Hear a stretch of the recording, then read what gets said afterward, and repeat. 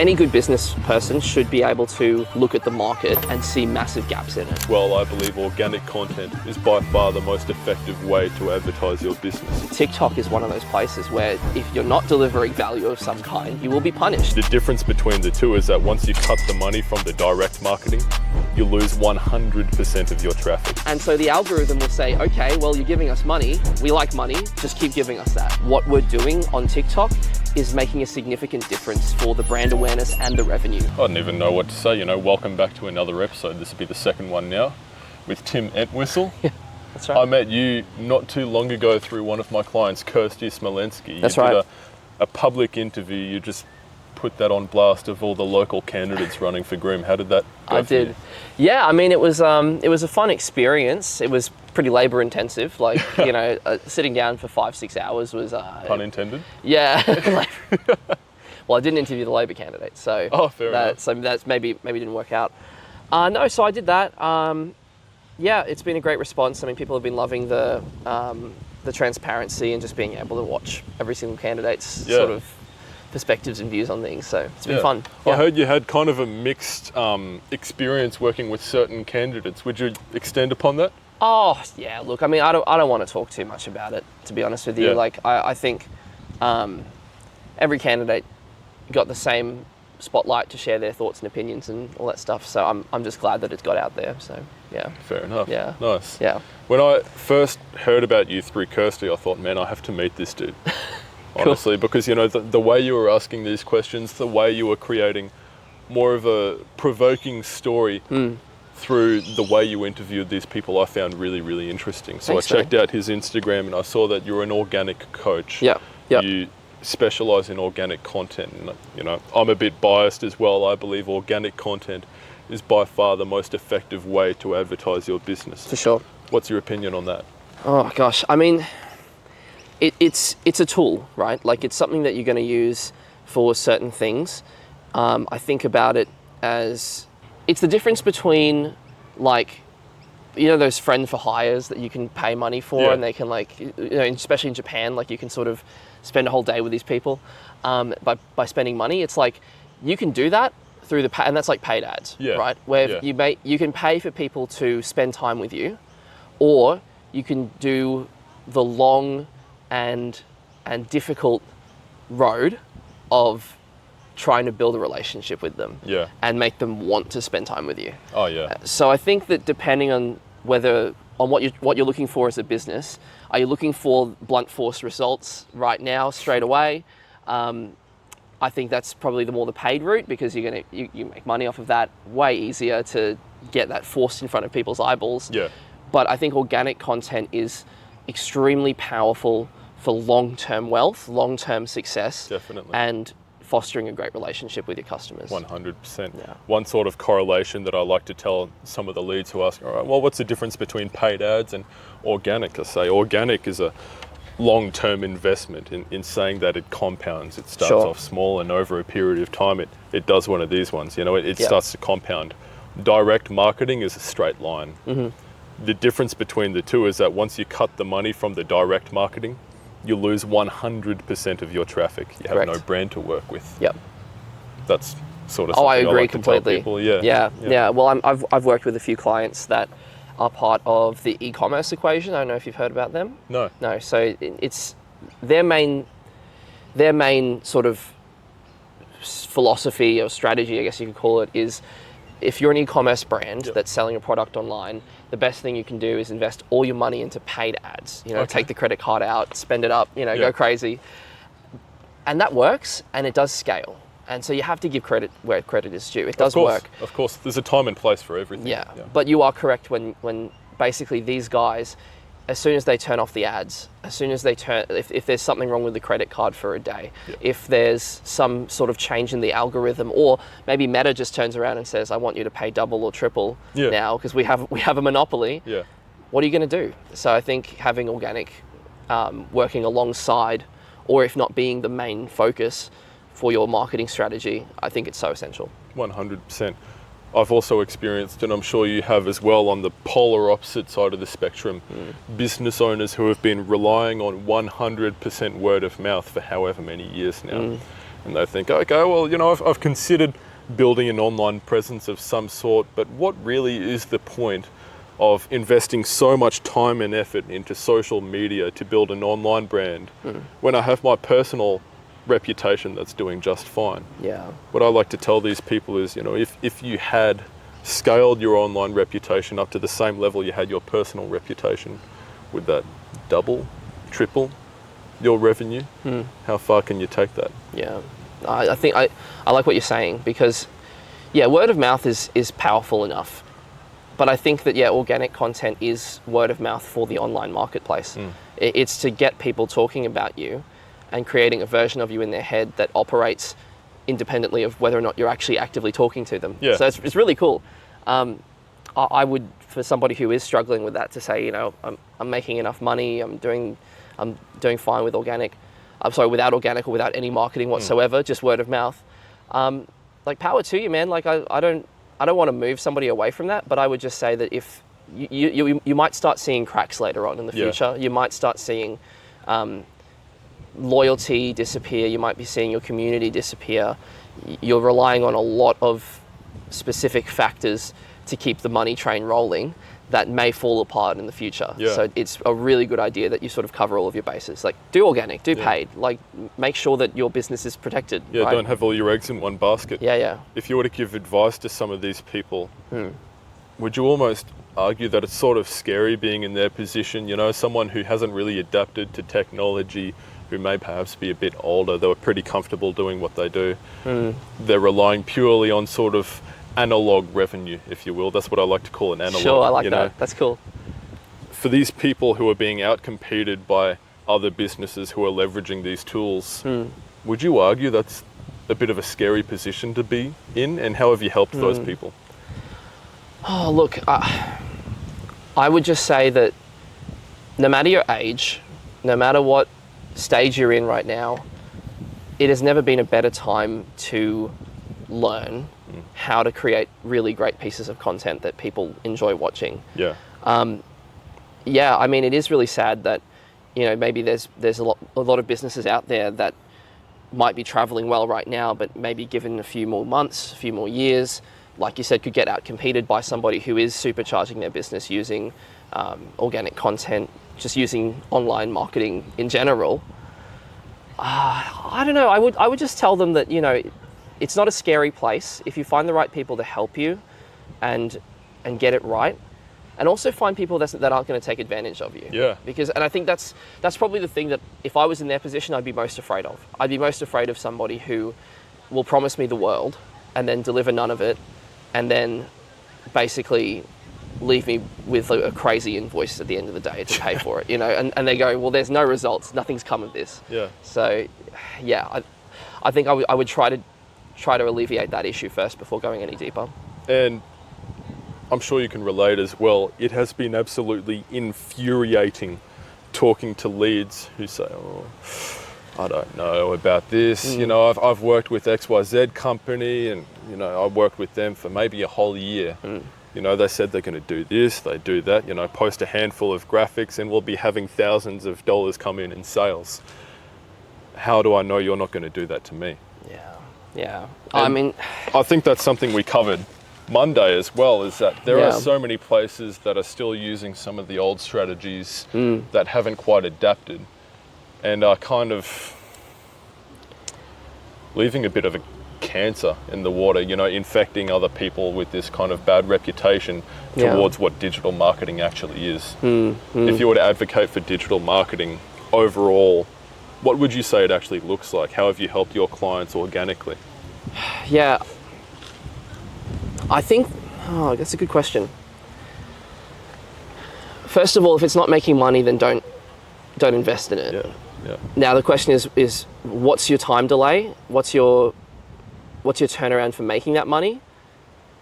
There will be some who want that money straight away, but also there are people who will be investing in a long-term strategy to say that over time we're going to create loyal fans and followers that will do anything to give you money. Yeah.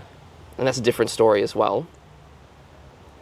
If I wanted to advocate for digital marketing in general to somebody who has no idea, and to be honest with you, I don't spend a lot of time with those clients anymore. Like, I really excuse me, I really don't have a lot of time for people who aren't interested in digital marketing. Yeah. Like, and I don't really.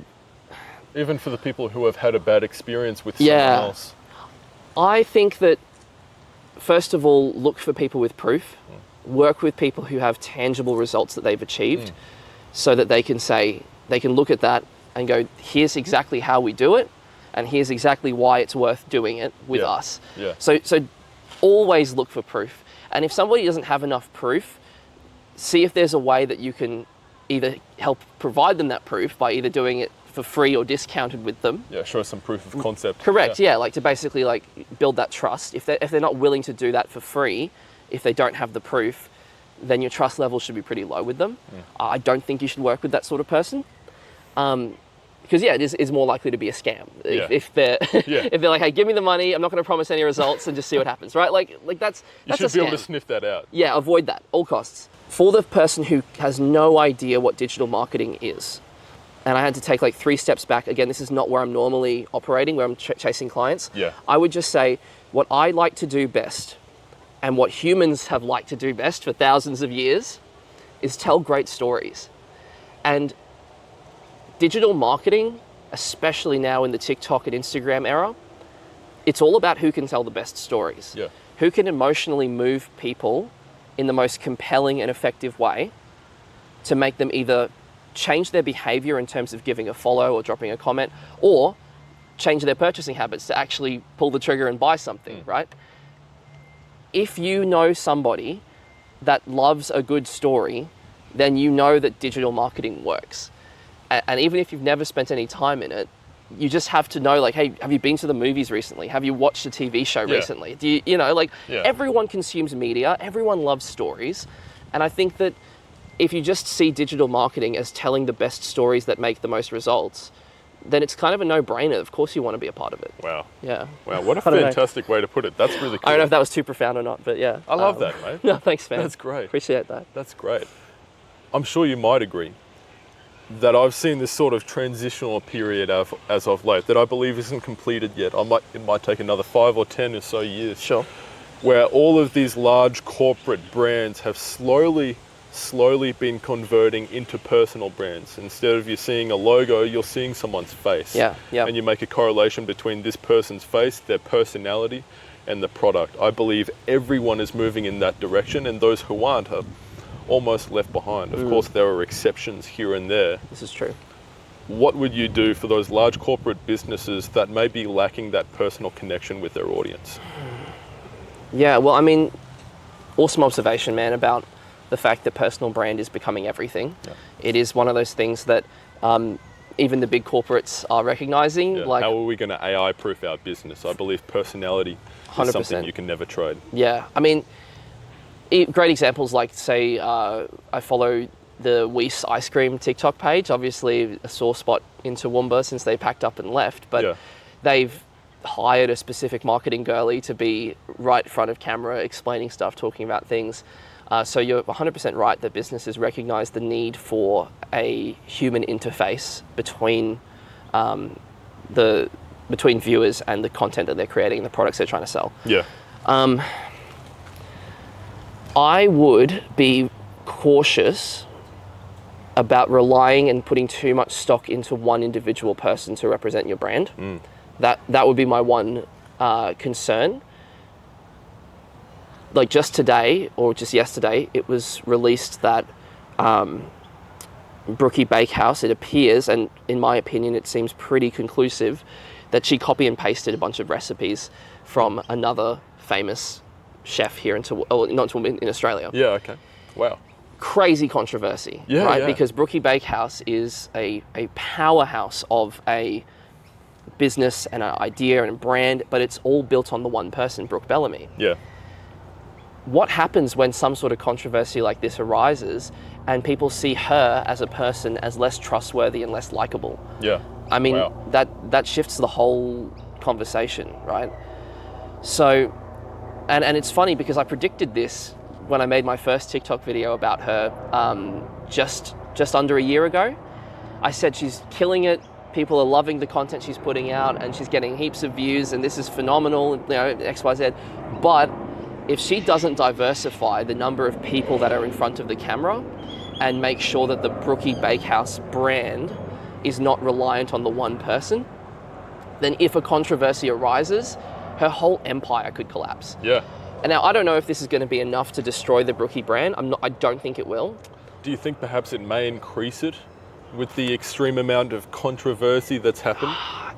It's negative press, that's the thing. And some people say that all press is good press. I tend to disagree. Yeah. I think that there are definitely bad forms of press that will that can sink a brand. Yeah. Yeah. I mean, we've been seeing a lot of that as of late, haven't we? She could recover from it. Like, I mean, I could see a version where she admits the and plagiarism. just opens up about it. Yeah, owns it, apologizes, and then does like an apology tour with the original chef, and like they go around like making food together. Hey, that'd be cool. You know, like she could do it. She could pull it off. But yeah, like I would just say in this new age where they might have some people, corporates might have individuals coming up and saying, oh, hey, like you should totally just pick one person and let them run your whole account and whatever. That's scary. That's scary. Back Diversify. to when I said there were exceptions to personal brands. One of the exceptions that come to mind would be Red Bull. Of course, you see that as this, this large, almost, I wouldn't quite call it corporate, but you imagine a logo instead of a person. I believe one of the main reasons for that is they collaborate with so many other people at such a ridiculous volume that they can't be affiliated with one person. Although in saying that, this brand does have its own personality, this own reputation, if you will. When you look up Red Bull on Instagram or Facebook, you don't necessarily see a can of energy drink. You see these, people doing giant death-defying stunts and all that sort of thing. That's what they're known for now. Yeah. I mean, I love it. I think it's the way that Alex Hormozy phrased it, which was that branding is simply what you associate with your logo. So he uses the analogy of if you have a bouquet of flowers, let's say you're buying it for your wife, and I have a wife, so it's very real. If one of those flowers inside of that bouquet is ugly and gross and disgusting, it kind of spoils the whole bouquet. Even if you pick the best flowers in the world for the rest of it, one of them that looks bad ruins the whole thing. So the question you have to be asking as a brand is, what flowers are you putting in your bouquet? What things do you want to be associated with? I think Red Bull's a great example where they've said their flower is basically just extreme stunts and people living their life to the full. That's awesome. McDonald's in recent years has done a massive turnaround in terms of their brand image by collaborating with the Kid Laroi, BTS, Mariah Carey, and even, what's his name? Like Cactus Jack, Travis Scott. They've done that by basically saying, here, what meal would you create here at McDonald's? And it's no new products. It's none of, like, typically there's not a new item that's associated with these influencers. But it's a new affiliation. It's a new affiliation. And then so they'll let them build a meal around that person. So you line up into the drive-thru and you say, I want the Kid Laroi meal, or I want the BTS meal, or whatever. And people go, these people are cool and they're eating McDonald's, therefore McDonald's is cool. So yeah, I think associate. So if you want to avoid the key man risk and you want to keep growing your brand, just try to figure out which people you want to be gravitating towards your brand. And then that'll sort of sort the rest out. Wow. Yeah. Going back to negative affiliations, I've sort of seen in a bunch of different places, the way some brands are kind of creating a way to stand out is by also saying what they're against. And through that, they do tend to cop a lot of flack, a lot of controversy, and they have a very divided audience. Are you talking about like going political, or audience? Not even political, even in the sense that we've seen a lot of personal influencers and personal brands standing up for things that they choose to dislike and passionately dislike and passionately love at the same time. Therefore, creating an extreme tight-knit group of people who are really, really interested in their brand and a lot of very passionate haters as well. Would you say that can be effective as well? Yeah, you know what? It's so funny. I was listening to a Daniel Priestley interview and he was saying something along those lines as well, which I really resonated with. When you're growing a personal brand, the natural assumption is to be liked by everybody and to create content that everyone should be able to watch and go, oh my gosh, like this guy's so funny, he's so smart, he's whatever, do the whole thing. what Priestley articulated was that you need to basically create your 20% of your audience and turn them into evangelists, right? So you're always like in the split, you're going to have like 20% evangelists, 20% haters, and then 60% of people who really don't feel that strongly about you either way, but they'll watch your content. Yeah. The only way to create that and have your evangelists, aka people who will literally walk over hot coals and nails to tell other people about how good you are and how smart you are and how value driven you are, you need to actually piss off that 60% and create your 20%. Yeah. And there are some people who are just too afraid to create that 20 of haters. Yeah. So I think you're right in the sense that if you clearly define what you stand for and what you don't stand for, then you're going to have people that will agree with it, and there are people who are going to attack you for it. Do you think that might come naturally? I found if someone has a large enough audience or a large enough reach, and we're targeting a certain specific type of person, or creating something that resonates with a certain niche, there are going to be people who completely dislike it. For example, one of the people I'm working with, Kirsty Smolenski at the moment, being a politician, she is by far the most polarizing person in terms of looking at her comment section. Sure. You see a complete division, no grey space. Between passionate supporters and passionate haters. There's nothing in between. That's right. They often don't comment, those people. It's only the evangelists and the haters that comment. That you're right. Yeah. Look, I mean, the political space is probably a great example of that, which is that if you're doing politics right, you will have your evangelists. You will have your people that are crazy supporters that will like go to the ends of the earth to tell people how great you are as a politician. Yeah. But that's because you stand for stuff. You know, I think if you're the kind of politician that's trying to ride the line and go down the middle of everything, it's going to be really hard to find people that are going to be even slightly passionate about your cause. Yeah. So, yeah, I mean, I guess that sort of proves what I was talking about, but yeah. Wow. Yeah. There you go.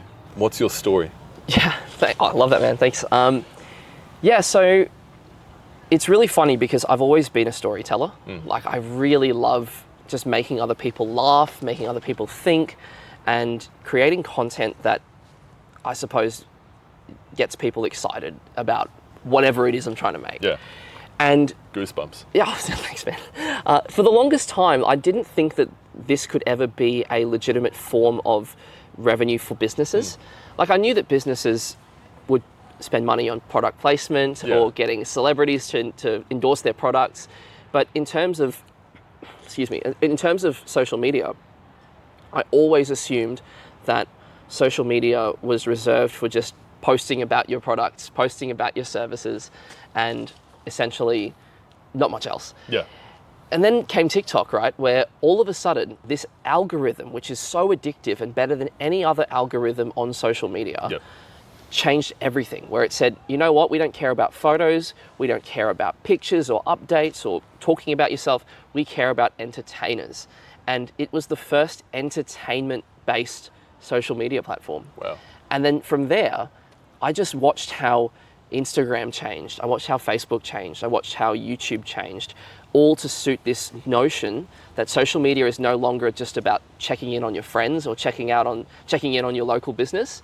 It's actually about telling the best stories, and it's about entertaining people and moving them to do something, whether that's to make them laugh, think, comment, share, or make a purchase. So I have just been obsessed with learning the TikTok algorithm firstly, and trying to figure out what works best, not just for the general creators out there, because I think it's easier to make a viral video that isn't selling something, but to actually use those same principles and rules and strategies and apply them to businesses so that they can take advantage of that new creators revolution and sell their products and generate loyal fans from that too. So that's kind of been my mission this whole time. So, nice. Yeah. When it comes to your mission, yeah, what really kicked it off for me is I saw and experienced a lot of people who I believe were doing it the incorrect way. It kind of pissed me off, and I thought, fuck this, I'm going to do it the correct way. Yep. Did you have an experience like that yourself, thinking, I'm going to do it the correct way, I'm going to start right now, and we'll just see where it goes? Yeah, well, I mean, any good business person should be able to look at the market Yeah. and see massive gaps in it. And the gap that I was seeing was these businesses that were posting TikToks that were only getting like 300 views, 400 views, 1,000 views at best.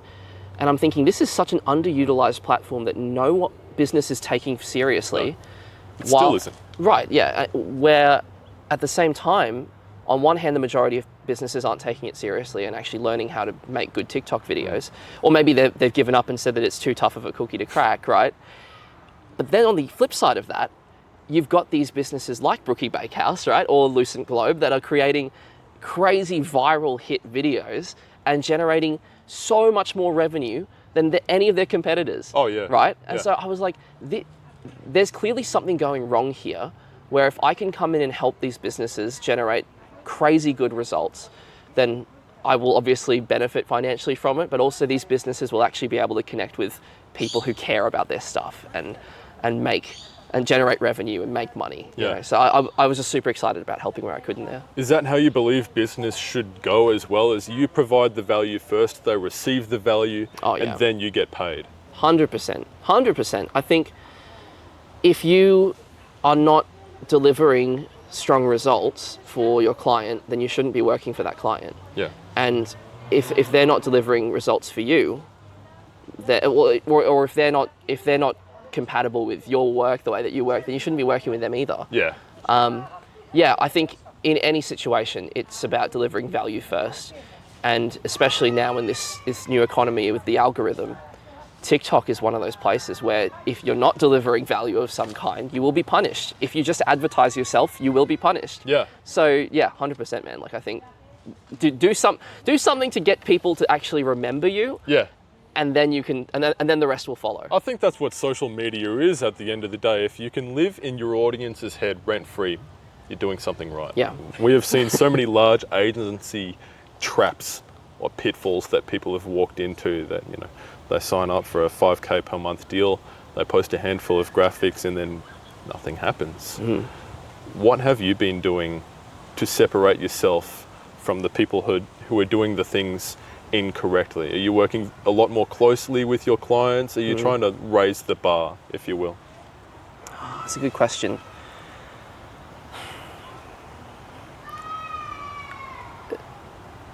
There are going to be times where I will be working my butt off to create content, and it's not going to go the way that either me or the client wanted it to go. Yeah. When that does happen, you got to ask the question, did you prepare the client for this situation to happen at some point? Did you set the expectation? Did you set the expectation beforehand?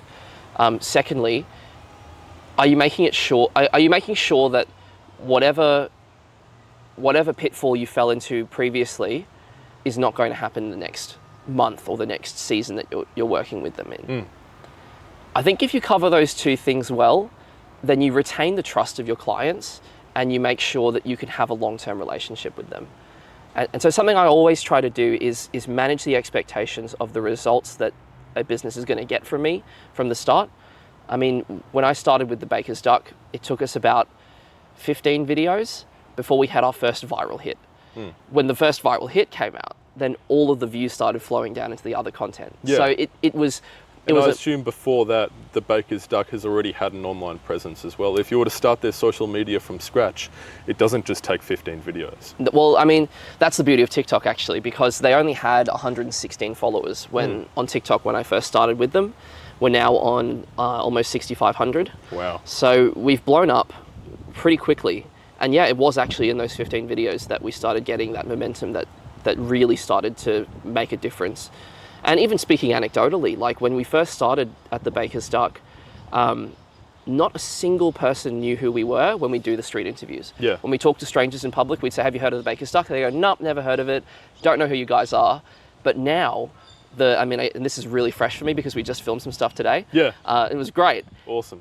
The majority of the people that we talk to have said, yes, I've seen it. I love the Baker's Duck now. And I've been waiting for my day to come when I get interviewed on the street by you guys. I mean, nice. What more could you want in terms of return on investment? Like that to me is a surefire piece of evidence that says that what we're doing on TikTok is making a significant difference for the brand awareness and the revenue of the Baker's Duck. And I guess for online brand, it really depends on the industry you're working with as well. Yeah. A baker such as them, they have a very large lifetime value of their customers. They come in, they get a lot of repeat businesses. That's right, yeah. There are some people who, one-off clients, one-off customers, and they work with a lot of referrals as well. If you were to talk to your previous self when you first started out in business, I assume everyone goes into business and they think, okay, well, it's going to be as simple as doing that, and that, and then we'll see how we are in a year. What would you say are some of the hardest struggles you've had working with organic content and starting your own business?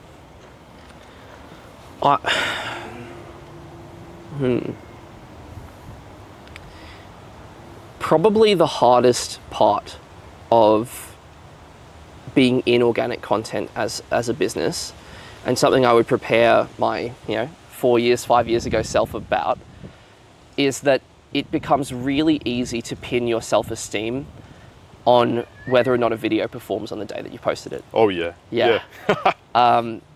Because you work so hard on it and you feel so much pressure for this video to perform, and when it doesn't, it can be really demotivating.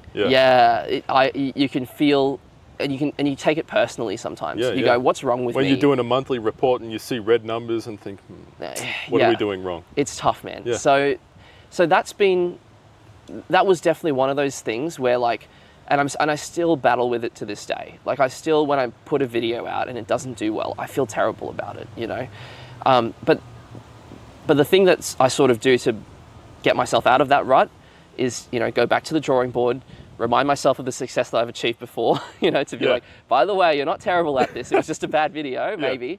But then also to just be your own critic about it. So you jump into the video, you say, at what point in the video did people stop watching? Well, it was about here at the 7-second point. Okay, cool. What can we do better? Yeah, so when did it get boring? Here's where it got boring. Could I have a faster cut? Could I have a stronger hook? Could there be something in this video that I could change for next time that will make this video better?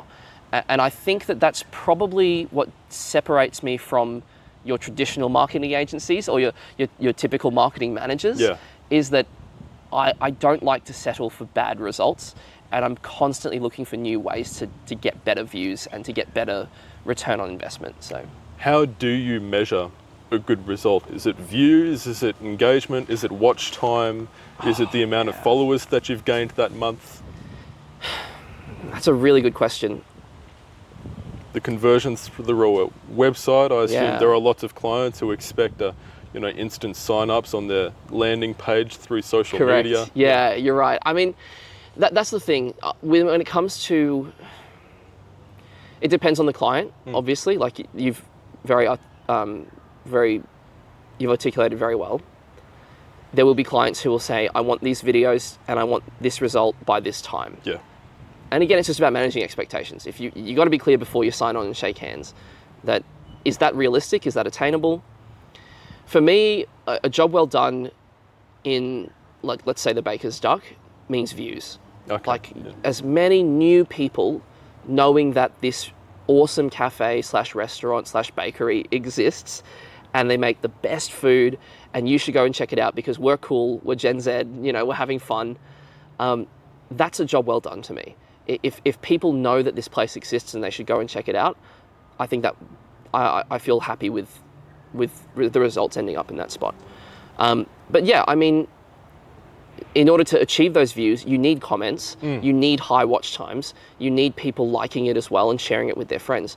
So I don't know if you know this, but TikTok recently released the weighting of each individual metric. Okay. So a like is 1 point. Yeah. I think a comment is 2 points, a share is 3 points, but then watch time, so how many people completed it, it's 6 points. I was going to say, let me take a guess. Watch time means everything. It literally is everything. Yeah. And so they've made it open and said, all right, what we do is we put these videos into 300 view jail, and when they're in there, we're waiting for that video to hit 50 points before we let it into the next area. And that's how it snowballs. It goes from one group of 300, 500, 1,000, 2,000. and it just keeps building in that way. Correct. That's exactly what I've been telling everyone. So I'm There you glad to go. hear that sort of confirmation. It is, yeah. So it's 100% a fact now. It's Okay. it's a points-based system. Yeah. And so watch time, retention, video completion rate, and then comments. If you can focus on those two things, did they finish the video and did they comment on it? That will give you ultimate success on TikTok. And then that same video that works well on TikTok is almost guaranteed, and I can't say fully guaranteed, but almost guaranteed to perform just as well, if not better, on Instagram, and then have the same, if not better, performance on YouTube Shorts, and then again on Facebook. So, I really want to hammer this point home for yourself, but also the people listening. TikTok is the epicenter of content right now. Yeah, the source. It is the source. Yeah. You will see every single thing that is reposted online, whether it be on Twitter, which is where I spend way too much time, right? Instagram Reels, YouTube It comes Shorts. from short form content where it originated in TikTok. It all originates from TikTok, Wow. yeah. And that's because TikTok is the strictest, most difficult algorithm to get good at. It is the hardest thing. Every other algorithm is more forgiving and more willing to hand out views to people. Yeah. So if you kill it on TikTok, then you'll kill it anywhere else, but don't expect to make something native to Instagram that gets maybe 8,000 views there to perform as well over on TikTok. It's just not gonna happen. TikTok is just way more brutal than any other platform. Here's another thing I wanted to ask you. Sure. I already know your answer. I just want you to say it to the cameras. Okay. As an organic content professional, when like that someone term. says, should I boost my reels? Should I boost my pieces of content? Should they? Oh, hell no, don't. Yeah, no. That's the... I will say this for your viewers and for potential businesses that are trying to figure out how to navigate this whole thing. The second that you tell TikTok or Instagram or YouTube that you are willing to pay money for views, they are not going to let you have organic views ever again after that fact. They will throttle you and say, well, you've done it before, pay up now. Never boost your content, never boost your shorts, never boost that stuff. So is it almost as bad as paying for followers or paying for comments? Yeah. You almost get shadow banned to a degree in that sense. To a point, but this is the thing, is that TikTok, Instagram, Facebook, they are for-profit businesses. Yeah. And the reason why they want great creators that make amazing content on their platforms is because they want you to stay on their platforms. Why do they want you to stay on your platforms? So they can show you more ads. And what they go to with the advertisers is say, look at this. This is how much watch time the average user spends on TikTok. They spend up to, I think the stat is like 3 or 4 hours in one go on TikTok, which is insane. That's like Lord of the Rings twice, you know? Scrolling. And in that time, you will see video, video, ad, video, video, ad, video, video, ad. Yeah. And so they can go to the advertisers and say, if you advertise with us, people are going to see your ad at least 15 to 16 times if you pay up the money. And that's great for them because the truth is you need about 9 to 13 exposures before you're converted into a customer. And so, of course, what TikTok, Instagram, what social media wants you to do is to either spend the money as an advertiser or entertain as a creator. Boosting your post is like this weird middle ground where you're not quite a creator, you're not quite an advertiser, but you are giving them money. Yeah. And so the algorithm will say, okay, well, you're giving us money. We like money. Yeah. Just keep giving us that. So yeah, be an advertiser or be a creator. Don't be in the middle. That's all I would say. Wow. Yep. Well said, Tim. Thanks, man. Awesome. I'd like to thank you. No, appreciate it, dude. Man. I've appreciated your time today. We've definitely learned a lot. It's been fun. If you guys are looking to follow Tim, you can find him on any social media platform, I assume. Pretty much and all of them. also on his website. No, so feel free to reach out to him and ask him for some direct tips on that as well. And I'll just say some positive stuff here too for Ripple Media. These guys are phenomenal. I think that what they are doing, especially for small businesses that don't have a lot of social media literacy and aren't really sure how to wade their feet into this new water of social media and content creation, these guys know what they're talking about. They know exactly how to start putting you there in that social media space.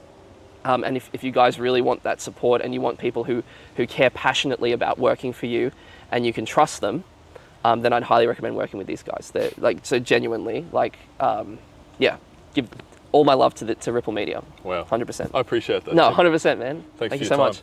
And thanks for watching. Cheers.